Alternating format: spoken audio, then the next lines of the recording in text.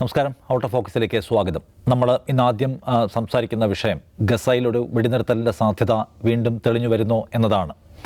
അപ്പോൾ Joe Biden initiative എടുത്ത വെടിനിർത്തൽ കരാറിനെ കുറിച്ചുള്ള ചർച്ചകളാണ് ഇപ്പോൾ നടക്കുന്നത്. UN രക്ഷാസമിതി അങ്ങനെയൊരു ആവശ്യം മുൻനിർത്തിയുള്ള പ്രമേയത്തെ പാസ്സാക്കുന്നു. ഉപാധികളോടെ അത് അംഗീകരിക്കാം എന്ന നിലയിലേക്ക് ഹമാസും ഇസ്ലാമിക് ജിഹാദും എത്തുന്നുവെന്നിപ്പോൾ അന്താരാഷ്ട്ര മാധ്യമങ്ങൾ റിപ്പോർട്ട് ചെയ്യുന്നു. അതിൽ ചില വ്യവസ്ഥകളെക്കുറിച്ചുള്ള ഡിസ്കഷൻ കൂടി വേണം എന്നാണ് ഹമാസിൻ്റെ ആവശ്യം. ഇസ്രായേൽ പക്ഷേ അതിനകത്ത് വളരെ കൃത്യതയുള്ളൊരു മറുപടി പറഞ്ഞു എന്ന കാര്യത്തിൽ ഇപ്പോൾ വ്യക്തതയില്ല. എന്തായാലും അമേരിക്ക കൊണ്ടുപിടിച്ച ശ്രമങ്ങൾ വെടിനിർത്തലിന് വേണ്ടി നടത്തിക്കൊണ്ടിരിക്കുകയാണ്. വെടിനിർത്തലിൻ്റെ ഒരു സാധ്യത എന്തുമാത്രമാണ്, അത് പ്രയോഗത്തിൽ വരാൻ എന്തുമാത്രം ചാൻസസ് ഉണ്ട് എന്നതിനെക്കുറിച്ചാണ് നമ്മൾ ആദ്യം സംസാരിക്കുന്നത്. ഇന്ന് ദൗസാബിന് എന്താണ് തോന്നുന്നത്? ഇത് നമ്മൾ പലകുറി വെടിനിർത്തൽ കരാറിനുള്ള വെടിനിർത്തൽ സാധ്യമാക്കാനുള്ള പല കേന്ദ്രങ്ങളുടെ ഇനീഷ്യേറ്റീവിനെ കുറിച്ച് സംസാരിച്ചിട്ടുണ്ട്. പക്ഷേ അത് എവിടെ എത്തുന്നത് കണ്ടിട്ടില്ല. ഇതിനകത്തൊരു സാധ്യത അമേരിക്ക ഇടപെടുന്നത് കൊണ്ട് നടക്കാൻ എന്തുമാത്രം ചാൻസ് ഉണ്ട്? പക്ഷേ അത് ഈ പുതിയ എപ്പിസോഡിലെ ഏറ്റവും പ്രധാനപ്പെട്ട ഒരു കാര്യം ഇത് തന്നെയാണ്. ഈ പ്രമേയം അമേരിക്ക കൊണ്ടുവന്ന പ്രമേയമാണ്. ഇതുവരെ ഈ വിഷയത്തിൽ UN സെക്യൂരിറ്റി കൗൺസിൽ വന്നിട്ടുള്ള പ്രമേയങ്ങളെല്ലാം അമേരിക്ക വീറ്റോ ചെയ്യുകയാണ് ചെയ്തത്. വീറ്റോ ചെയ്യുകയും ഒരു തവണ വിട്ടു നിൽക്കുകയും ചെയ്തു. ഇത്തവണ അമേരിക്കയാണ് ഈ പ്രമേയം ഡ്രാഫ്റ്റ് ചെയ്യുന്നതെന്നുള്ളതാണ് ഏറ്റവും കൗതുകകരമായുള്ള കാര്യം. ആ പ്രമേയമാകട്ടെ ഇൻ ജനറൽ ഗസക്കാരെ സംബന്ധിച്ചിടത്തോളം, ഫലസ്തീനികളെ സംബന്ധിച്ചിടത്തോളം അത്ര മോശപ്പെട്ട ഒരു പ്രമേയം എന്ന് പറയാവുന്നതല്ല. അവരെ സംബന്ധിച്ചിടത്തോളം ആശ്വാസം നൽകുന്ന തരത്തിലുള്ളതാണ് അതിലുള്ള ആവശ്യങ്ങൾ. 3 ഘട്ടങ്ങളിലായുള്ള വെടിനിർത്തൽ പ്രപ്പോസലാണ് അതിൽ വെച്ചിരിക്കുന്നത്. അപ്പോൾ ആദ്യ ഘട്ടത്തിൽ 6 ആഴ്ച വെടിനിർത്തുന്നു. ആ സമയത്ത് ഹമാസ് അവരുടെ കയ്യിലുള്ള ഈ വൾണറബിൾ ക്യാപ്റ്റീവ്സ്, സ്ത്രീകളും ഒക്കെ ആയിട്ടുള്ള സിവിലിയൻസ് ആയിട്ടുള്ള ക്യാപ്റ്റീവ്സിന് വിട്ടുകൊടുക്കുന്നു. ഇസ്രായേലി പട്ടാളക്കാർ പോപ്പുലേറ്റഡ് ഏരിയാസിൽ നിന്ന് മാറി നിൽക്കുന്നു. 6 ആഴ്ചയ്ക്ക് ശേഷം പെർമനൻറ്റ് സീസ് ഫയറിന് വേണ്ടിയിട്ടുള്ള ആറാഴ്ചക്കുള്ളിൽ പെർമനൻറ്റ് സീസ് ഫയറിന് വേണ്ടിയിട്ടുള്ള ഡിസ്കഷൻ നടക്കുന്നു. അതിനുശേഷം ഇവർ പട്ടാളക്കാരായിട്ടുള്ള ക്യാപ്റ്റീവ്സിന് വിട്ടുകൊടുക്കുന്നു. IDF ഇസ്രായേലി ഫോഴ്സസ് ഗസയിൽ നിന്ന് സമ്പൂർണ്ണമായി പിൻവാങ്ങുന്നു. 3ാമത്തെ ഘട്ടത്തിൽ ഗസയുടെ റീകൺസ്ട്രക്ഷൻ. അപ്പോൾ ഈ സമയത്തകം തന്നെ ഇസ്രായേലി ജയിലുകളിലുള്ള ഫലസ്തീനി തടവുകാരെ വിട്ടയക്കുക, അതേമാതിരി ഹ്യൂമാനിറ്റേറിയൻ എയ്ഡ് വർദ്ധിപ്പിക്കുക തുടങ്ങിയ വ്യവസ്ഥകൾ അതിനകത്തുണ്ട്. അപ്പോൾ ഇത് സാധാരണഗതിയിൽ ഫലസ്തീനികളെ സംബന്ധിച്ചിടത്തോളം അല്ലെങ്കിൽ ഹമാസിനെ സംബന്ധിച്ചിടത്തോളം അതിൽ കുഴപ്പമുണ്ടാകേണ്ട കാര്യമില്ല.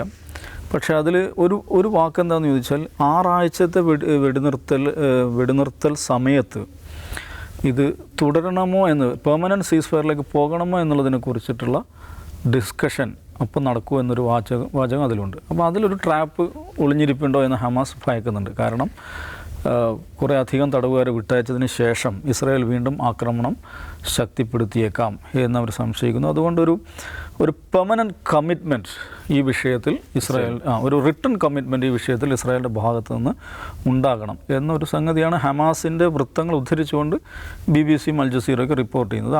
അവരുടെ അമെൻഡഡ് വേർഷൻ ദോഹയിലെയും കൈറോവിലെയും ഉത്തരവാദപ്പെട്ട ആളുകളെ ഏൽപ്പിച്ചു എന്നാണ് ഏറ്റവും ഒടുവിൽ വരുന്ന വാർത്ത. അപ്പോൾ ഇതിനകത്ത് അമേരിക്ക എന്തുകൊണ്ട് ഇതിനകത്ത് താല്പര്യം എടുത്തു എന്നത് ഒരു രാഷ്ട്രീയ കൗതുകമായിട്ട് നിൽക്കുന്നൊരു സംഗതിയാണ്. അപ്പോൾ അതിനെക്കുറിച്ച് BBCയിൽ വന്നിട്ടുള്ള ഒരു വിശകലനം എന്താണെന്ന് ചോദിച്ചാൽ, ഈ proposal America in consultation with Israel തയ്യാറാക്കിയതാണ്. അവർ പരസ്പരം സംസാരിച്ചുകൊണ്ട് തയ്യാറാക്കിയതാണ്. പക്ഷേ അതിനകത്ത് ചില ഡിമാൻഡ്സ് ഉണ്ടായിരുന്നു. ഇസ്രായേൽ വെച്ച ചില ഡിമാൻഡ്സ് ഉണ്ടായിരുന്നു. എന്ന് വെച്ചാൽ ഗസയുടെ ഇതിന് ശേഷമുള്ള ഗസയുടെ ഭരണത്തിൽ ഹമാസ് ഉണ്ടാകാൻ പാടില്ല എന്നുള്ളത്. പക്ഷേ അത് UN അത് വന്നപ്പോൾ ആ റെസൊല്യൂഷൻ അതില്ല. അപ്പോൾ എന്തുകൊണ്ടാണ് UN റെസൊല്യൂഷൻ അതില്ലാത്തതെന്ന് ചോദിച്ചാൽ, UN പോലത്തെ ഉത്തരവാദപ്പെട്ട ബോഡിയിൽ അങ്ങനെ ഒരു റെസൊല്യൂഷൻ പാസ്സാക്കാൻ പറ്റില്ല. കാരണം ഫലസ്തീനിലെ ഭരണം ആര് ഭരിക്കണം എന്നുള്ളതൊരു തേർഡ് ഏജൻസി, പുറത്തുള്ള ഏജൻസി അല്ലല്ലോ തീരുമാനിക്കുക, ഫലസ്തീനിലെ ജനങ്ങളാണ് തീരുമാനിക്കേണ്ടത്. അപ്പോൾ ഹമാസ് ഗസയുടെ അഡ്മിനിസ്ട്രേഷനിൽ ഉണ്ടാകാൻ പാടില്ല എന്ന് അമേരിക്കയോ അല്ല UN സെക്യൂരിറ്റി കൗൺസിലോ ഇസ്രായേലോ പറയുന്നതിൽ അർത്ഥമില്ല. അതുകൊണ്ട് തന്നെ UN പോലത്തെ ഉത്തരവാദപ്പെട്ട ഒരു ബോഡിയിൽ അങ്ങനെ പ്രമേയം കൊണ്ടുവരാൻ പറ്റില്ല. അപ്പോൾ അതില്ലാത്തത് കൊണ്ട് ഇസ്രായേൽ ചൊടിച്ചിരിക്കുകയാണ്. അതുകൊണ്ടാണ് ഇസ്രായേൽ ഈ വിഷയത്തിലൊന്നും മിണ്ടാത്തത്. അവർ ഈ പ്രമേയത്തെക്കുറിച്ച് പോസിറ്റീവായോ നെഗറ്റീവായോ ഇപ്പോൾ സംസാരിക്കാത്തതിൻ്റെ കാരണം അതാണ് എന്ന് പറയുന്നുണ്ട്. രണ്ടാമത്തത് ഈ പ്രമേയത്തിൽ വളരെ പ്രധാനപ്പെട്ടൊരു വാചകമുണ്ട്. എന്താണെന്ന് വെച്ചിട്ടുണ്ടെങ്കിൽ ഗസയുടെ എന്താണ് ഡെമോഗ്രാഫിക് പാറ്റേണിലോ ടെറിട്ടോറിയൽ പാറ്റേണിലോ മാറ്റങ്ങൾ ഉണ്ടാകാൻ പാടില്ല എന്ന് പറയുന്നത് അത് വളരെ പ്രധാനപ്പെട്ട ഒരു കാര്യമാണ്. ഇസ്രായേലിൻ്റെ ഒരു ഗ്രാൻഡ് ഡിസൈൻ നമുക്കറിയാം. ഈ ഗസയുടെ ബോർഡറിൽ ഒരു ബഫർ സോൺ സൃഷ്ടിക്കുക, നോർത്തേൺ ഗസയ്ക്കും സദേൺ ഗസയ്ക്കും ഇടയിൽ ഒരു കൊറിഡോർ സൃഷ്ടിക്കുക, കുറേയധികം പോപ്പുലേഷൻ അവിടുന്ന് മാറ്റുക എന്നൊക്കെയുള്ള ചില പുറത്ത് പറയാത്ത ചില പദ്ധതികൾ അവർക്കുണ്ടായിരുന്നു. അപ്പം ഗസയുടെ അതിൻ്റെ ടെറിട്ടോറിയൽ പാറ്റേണിലോ സ്വഭാവത്തിലോ ഡെമോഗ്രാഫിക് സ്ട്രക്ചറിലോ ഒരു മാറ്റവും ഉണ്ടാകാൻ പാടില്ല എന്ന് പറയുന്നതോടുകൂടി ഇസ്രായേലിനെ സംബന്ധിച്ചിടത്തോളം അത്തരം സ്വപ്നങ്ങൾ അതും നടക്കില്ല. അപ്പോൾ ഇങ്ങനെയുള്ളൊരു സീസ് ഫയർ പ്രപ്പോസലിന് ഇസ്രായേൽ സന്നദ്ധമാവുമോ എന്നുള്ളതാണ് ചോദ്യം. ഇസ്രായേലിൻ്റെ ഉത്തരവാദപ്പെട്ട ആളുകൾ അവരുടെ പൊളിറ്റിക്കൽ ലീഡർഷിപ്പ് ആകട്ടെ മിലിറ്ററി ലീഡർഷിപ്പ് ആകട്ടെ ആവർത്തിച്ച് പറയുന്ന കാര്യം ഹമാസിനെ ഡിസ്മാൻഡിൽ ചെയ്യാതെ, ഹമാസിനെ ഇല്ലാതാക്കാതെ ഇത് അവസാനിക്കില്ല, യുദ്ധം അവസാനിക്കില്ല എന്നുള്ളതാണ്. അപ്പോൾ അത് ഹമാസിനെ ഡിസ്മാൻഡിൽ ചെയ്യുക എന്നുള്ളത് പൊളിറ്റിക്കൽ ലീഡർഷിപ്പാണ് പറയുന്നത്. പക്ഷേ മിലിറ്ററി ലീഡർഷിപ്പ് ഇപ്പോൾ ഉപയോഗിക്കുന്ന വാക്ക് ടു വീക്കൻ ഹമാസ് എന്നുള്ളതാണ്. അപ്പോൾ അതിലുള്ള സംഗതിയാണ് നിങ്ങൾ ഇത്രയും 250ാമത്തെ ദിവസമാണിത്. 250 ദിവസം ഇത്രയും അധികം ആയുധങ്ങൾ കൊണ്ട് അവിടെ വർഷിച്ചിട്ടും ഇതുവരെയും ഹമാസിനെ വീക്കൻ ചെയ്തില്ലേ, ഇതുവരെയും ഹമാസിനെ ഡിസ്മാൻഡിൽ ചെയ്തില്ലേ എന്നൊരു ചോദ്യം അവിടെ ഉണ്ട്.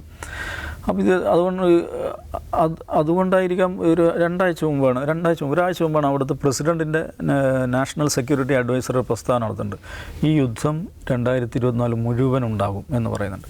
അപ്പോൾ ഇസ്രായേലിനെ സംബന്ധിച്ചിടത്തോളം അവർ യുദ്ധത്തിൽ നിന്ന്, അല്ലെങ്കിൽ യുദ്ധം എന്നതിന് പറയാൻ പറ്റില്ല, ഈ പറയുന്ന ആക്രമണത്തിൽ നിന്ന് പിൻവാങ്ങാൻ മാനസികമായിട്ട് തയ്യാറായിട്ടുണ്ടോ എന്ന് ചോദിച്ചാൽ എനിക്ക് തോന്നുന്നു അവരായിട്ടില്ലെന്നാണ് എനിക്ക് തോന്നുന്നത്. കാരണം അവരെ സംബന്ധിച്ച് അവരുടെ ടാർഗറ്റ് അച്ചീവ് ചെയ്തിട്ടില്ല. അപ്പോൾ ഏറ്റവും ലളിതമായ ടാർഗറ്റ് എന്ന് പറയുന്നത് ബന്ദികളെ മോചിപ്പിക്കുക എന്നുള്ളതാണ്. ഇത്രയും ചെറിയൊരു പ്രദേശത്ത് ഇത്രയും വലിയ സർവൈലൻസ് നിൽക്കുന്ന ഒരു സ്ഥലത്ത് ഇത്രയും മാരകമായുള്ള ഡിവാസ്റ്റേഷൻ നടത്തിയതിന് ശേഷവും അവർക്ക് 5 ബന്ദികളെയാണ് ജീവനോടെ പിടിച്ചുകൊണ്ടാകാൻ പറ്റിയത്. അതവിടെയുണ്ട്. രണ്ടാമത്തത് ഹമാസിൻ്റെ ലീഡർഷിപ്പ്. ആ ലീഡർഷിപ്പിനെ ഏതെങ്കിലും നിലക്ക് ഒലക്കാൻ അവർക്ക് പറ്റിയിട്ടില്ല. പിന്നെ ഹമാസിനെ വീക്കൻ ചെയ്യുക എന്ന് പറയുന്നത് അത് സത്യം പറഞ്ഞാൽ അത് അങ്ങേയറ്റം ഒരു ഓക്സിമോറൻ എന്ന് പറയാവുന്ന ഒരു നിലനിൽക്കാൻ സാധ്യമല്ലാത്തൊരു പദപ്രയോഗമാണ്. കാരണം ഈ 250 ദിവസത്തിനുള്ളിൽ ഒരു പക്ഷേ ചരിത്രത്തിൽ ഹമാസ് ഏറ്റവും ശക്തമായിട്ടുള്ളൊരു ഘട്ടമായിരിക്കും. കാരണം ലോകത്ത് ഹമാസിനെ അറിയാത്തവർ അതിനെ അറിഞ്ഞു കഴിഞ്ഞു. അതിന് ലഭിക്കുന്ന ജനകീയ പിന്തുണ എന്ന് പറയുന്നത് അതിൻ്റെ ചരിത്രത്തിൽ ഇതുവരെ ലഭിച്ചിട്ടില്ലാത്ത പിന്തുണയാണ് അതിന് ലഭിക്കുന്നത്, പലസ്തീനകത്തും പുറത്തും. നോക്കൂ, ഈ 250 ദിവസത്തിനിടയിൽ ഈ ബെഞ്ചമിൻ നെതന്യാഹു എന്ന് പറയുന്ന ഇസ്രായേലിൻ്റെ പ്രധാനമന്ത്രി ആ രാജ്യം വിട്ട് പുറത്തെങ്ങും യാത്ര ചെയ്തിട്ടില്ല. നമ്മൾ മനസ്സിലാക്കണം, ഒരു രാജ്യത്തിൻ്റെ പ്രധാനമന്ത്രിയാണ് അദ്ദേഹം. എന്തുകൊണ്ട് അദ്ദേഹം യാത്ര ചെയ്യാത്തത്? അദ്ദേഹം എവിടെ പോയാലും അവിടെ 10,000ങ്ങൾ തടിച്ചുകൂടും.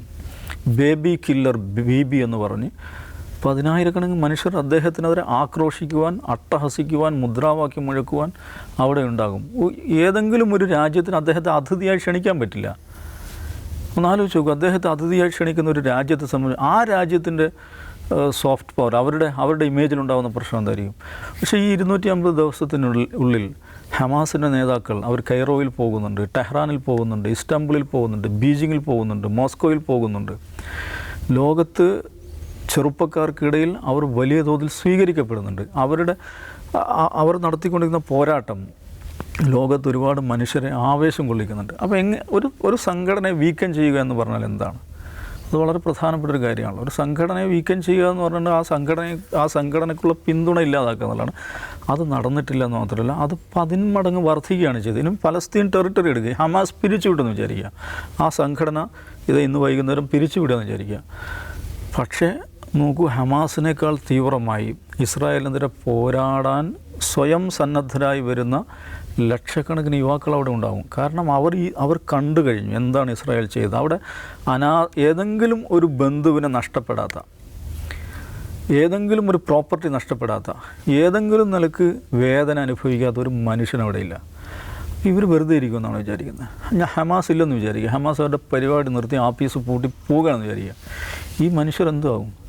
അവരെക്കുറിച്ചാണ് അവർ RPG ബോയ്സായി മാറുമെന്നാണ് പറയുന്നത്.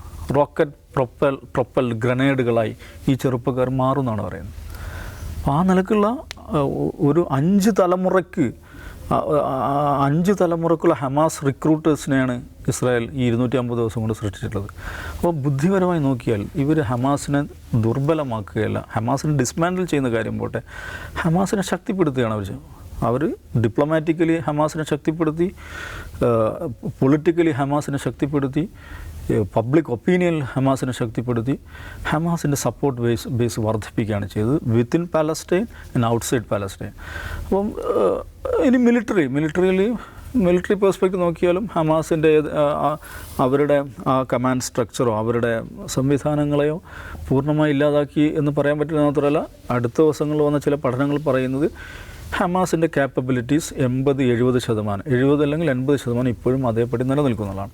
അപ്പോൾ എന്ത് ചെയ്യും ഇസ്രായേൽ എന്നൊരു ചോദ്യമുണ്ട്. അപ്പോൾ അമേരിക്ക എനിക്കിപ്പോഴും മനസ്സിലാകാത്തൊരു കാര്യം ഇതാണ്, അമേരിക്ക എന്തിനാണ് ഇങ്ങനെ സ്വയം തന്നെ ഒരു റെസൊല്യൂഷൻ ഡ്രാഫ്റ്റ് ചെയ്യുന്നു, അവർ തന്നെ മുൻകൈയെടുത്ത് UN സെക്യൂരിറ്റി കൗൺസിൽ കൊണ്ടുവരുന്നു, അത് എന്താണ് ഒരു എതിർ വോട്ട് പോലും ഇല്ലാതെ അവിടെ പാസ്സാക്കപ്പെടുന്നു. 14-0 എന്നുവെച്ചാൽ റഷ്യ വിട്ടുവെന്നുകൊണ്ട് മാത്രമാണ്. റഷ്യ വിട്ടുവന്നപ്പോഴും റഷ്യ പറഞ്ഞാൽ എന്താണ്, ഞങ്ങൾക്ക് സീസ്ഫയറിൻ്റെ എതിർപ്പുള്ളതുകൊണ്ടല്ല, അതിൽ ചില വേർഡിങ്ങിൽ ആംബിഗിറ്റി ഉണ്ട്, അതുകൊണ്ട് മാത്രമാണ് ഞങ്ങൾ വിട്ടുവെന്നതാണ് അവർ പറയുന്നത്.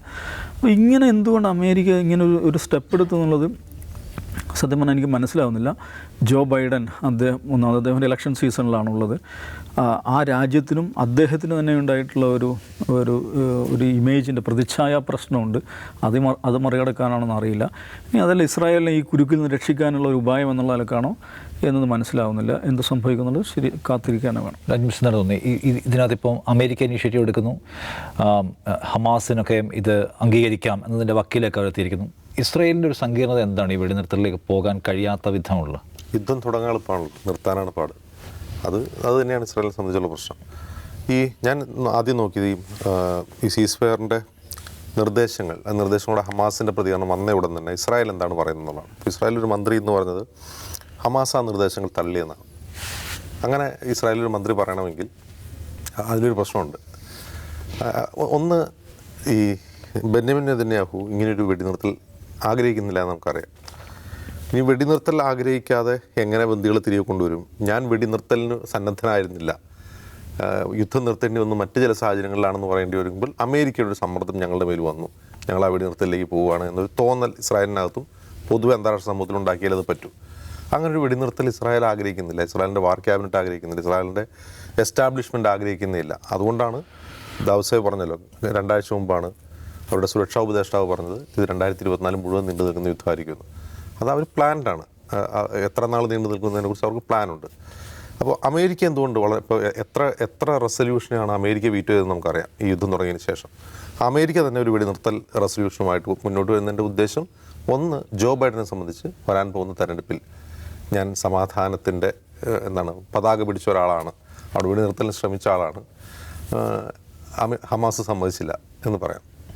ഞാൻ ഇങ്ങനൊരു സമാധാന ശ്രമം നടത്തി, ഹമാസ് അത് സമ്മതിച്ചില്ല. ഹമാസ് തിരിച്ചു കുറേ കാര്യങ്ങൾ പറഞ്ഞു, അമെൻമെൻറ്റ്സ് പറഞ്ഞു, ഞങ്ങൾക്കത് സ്വീകാര്യമായിരുന്നില്ല എന്ന് പറഞ്ഞുകൊണ്ട് ഞാൻ ഈ യുദ്ധം അവസാനിപ്പിക്കാൻ ശ്രമിച്ച ഒരാളാണ് എന്ന് ഒരു പെർസെപ്ഷൻ അമേരിക്കയിൽ ഉണ്ടാക്കുക എന്നുള്ളതാണ്. ഇസ്രായേലിനെ സംബന്ധിച്ച് ഇതൊരു ഞാൻ പറയാം ഒരു അണ്ടർ ദ ടേബിൾ ആയിട്ടുള്ളൊരു എഗ്രിമെൻ്റ് ആയിട്ടാണ് എനിക്ക് തോന്നുന്നത്. ഇസ്രായേലും അമേരിക്കയും തമ്മിൽ മേശക്കടിയിലൂടെ കൈ കൊടുക്കുന്നതാണത്. അതുകൊണ്ട് ഇസ്രായേലിൽ ബെഞ്ചമിൻ നെതന്യാഹുവിന് നേട്ടമുണ്ട്, അമേരിക്കയിൽ ജോ ബൈഡന് നേട്ടമുണ്ട്. എന്നല്ലാതെ ഈ വെടിനിർത്തൽ കരാർ 2024 പ്രാബല്യത്തിലാവുമെന്ന് ഞാൻ കരുതുന്നില്ല. അങ്ങനെ കരുതുന്നതിൻ്റെ കാരണം ഇസ്രായേൽ അങ്ങനെ ഉദ്ദേശിച്ചിട്ടില്ല. അമേരിക്കയ്ക്കും ആത്മാർത്ഥമായ ഉദ്ദേശം വെടിനിർത്തലില്ല. ഈ വെടിനിർത്തൽ നിർദ്ദേശങ്ങൾ, ഈ റെസൊല്യൂഷനിലെ നിർദ്ദേശങ്ങളിൽ വളരെ പ്രധാനപ്പെട്ട ചില കാര്യങ്ങളുണ്ട്. പോപ്പുലേറ്റഡ് ഏരിയയിൽ നിന്ന് സൈന്യം പിൻവാങ്ങും എന്നാണ് ആദ്യത്തെ ഘട്ടത്തിൽ. പോപ്പുലേറ്റഡ് ഏരിയ, ഈ ഗസയിൽ പോപ്പുലേറ്റഡും അൺപോപ്പുലേറ്റഡ് ഏരിയ ഏതാണ്? ഇപ്പോൾ റഫ ഒരു റെഡ് ലൈൻ ആണെന്ന് ജോ ബൈഡൻ തന്നെ പറഞ്ഞതാണല്ലോ. ആ റഫയിൽ അഭയാർത്ഥി ടെൻറ്റുകളിലേക്ക് ബോംബ് പൊട്ടിച്ച ആളെ കൊന്നത്. എന്നിട്ടും ഇസ്രായേൽ റെഡ് ലൈൻ ക്രോസ് ചെയ്തിട്ടില്ല എന്ന് ജോ ബൈഡൻ പറയുമ്പോൾ ഈ ഇസ്രായേൽ പട്ടാളം നിൽക്കുന്ന, IDF നിൽക്കുന്ന അൺപോപ്പുലേറ്റഡ് ഏരിയ ഏതാണ്? അതായത് ഒന്നാം ഘട്ടത്തിൽ ഏത് അൺപോപ്പുലേറ്റഡ് ഏരിയയിലാണ് ഈ IDF നിൽക്കുക? അവരെന്തായിരിക്കും ആ സമയത്ത് ചെയ്യുക? ഇതിൽ വലിയൊരു ആംബിഗ്വിറ്റി ഉണ്ട്. രണ്ടാമത്തെ കാര്യം, ഈ സമ്പൂർണ്ണ വെടിനിർത്തൽ എന്നൊരു വാക്ക് റെസൊല്യൂഷൻ ഇല്ലാത്തതുകൊണ്ടായിരുന്നു മുമ്പ് വന്ന റെസൊല്യൂഷനുകളിൽ വലിയ തർക്കങ്ങളുണ്ടായിരുന്നത്. ഇതിൽ സമ്പൂർണ്ണ വെടിനിർത്തൽ ആരാണ് ഗ്യാരണ്ടി ചെയ്യുന്നത്? ഇപ്പോൾ ഒന്നാം ഘട്ടത്തിൽ തടവുകാരെ അല്ലെങ്കിൽ ബന്ദികളെ ഹമാസ് വിട്ടയച്ചു എന്ന് കരുതുക. രണ്ടാം ഘട്ടം എത്തുമ്പോൾ ഒരു സമ്പൂർണ്ണ വെടിനിർത്തലിലേക്ക് പോകണമല്ലോ. ഈ സമ്പൂർണ്ണ വെടിനിർത്തലിൻ്റെ ഗ്യാരണ്ടി എവിടെയാണ്? ഈ ഡ്രാഫ്റ്റിൽ എവിടെ അങ്ങനെ ഒരു ഗ്യാരണ്ടി ഇല്ല. അപ്പം അങ്ങനെ ഒരു ഗ്യാരണ്ടി ഇല്ലാത്ത ഒന്നിൽ ഹമാസ് ഏർപ്പെടില്ല. ഇത് അമേരിക്കയ്ക്ക് നന്നായി അറിയാം, ഇസ്രായേൽ നന്നായി അറിയാം. അമേരിക്കയുടെ മൂവ്, ഇതിൻ്റെ ഒരു തർക്കം, ഇതിൻ്റെ ഒരു ചർച്ച, ഇതൊരു 1, 2, 3 മാസങ്ങൾ കൂടി പോകും. ഇപ്പം ഇത് ജൂൺ മാസമാണ്, ജൂലൈ, ഓഗസ്റ്റ്, സെപ്റ്റംബർ. സെപ്റ്റംബറിലോ മറ്റാണ് ഇലക്ഷൻ നടക്കാൻ പോകുന്നത്. അപ്പോൾ ഇലക്ഷൻ നടക്കുമ്പോഴേക്കും എന്തായി, ഞങ്ങളിങ്ങനെ ഒരു സമാധാന ശ്രമം നടത്തിയിരുന്നു എന്നൊരു പെർസെപ്ഷൻ അമേരിക്കയിൽ ഉണ്ടാക്കാമെന്നല്ലാതെ അത് ഡെമോക്രാറ്റ് വോട്ടുകളിൽ ഇപ്പോൾ ജോ ബൈഡനെതിരായിട്ടുണ്ടാകുന്ന ഒരു അമർഷം ലഘൂകരിക്കാം എന്നല്ലാതെ ഈ ഡ്രാഫ്റ്റ് കൊണ്ട് പ്രത്യേകിച്ച് ഗുണമൊന്നുമില്ല. ഇത് നടപ്പിലാവാനും പോകുന്നില്ല. ഞാൻ വ്യക്തിപരമായി വിശ്വസിക്കുന്നത് 2024 ഈ സംഘർഷം കഴിയില്ല എന്നാണ്. യെസ്, ഈ കരാർ നടപ്പിലാവാതിരിക്കാൻ ഒരുപാട് കാരണങ്ങൾ കണ്ടെത്താൻ കഴിയും. എന്തായാലും സങ്കീർണമായൊരു പ്രോസസ്സാണ് അത് അതിവേഗത്തിൽ പൂർത്തീകരിക്കുക അസാധ്യമായിരിക്കും.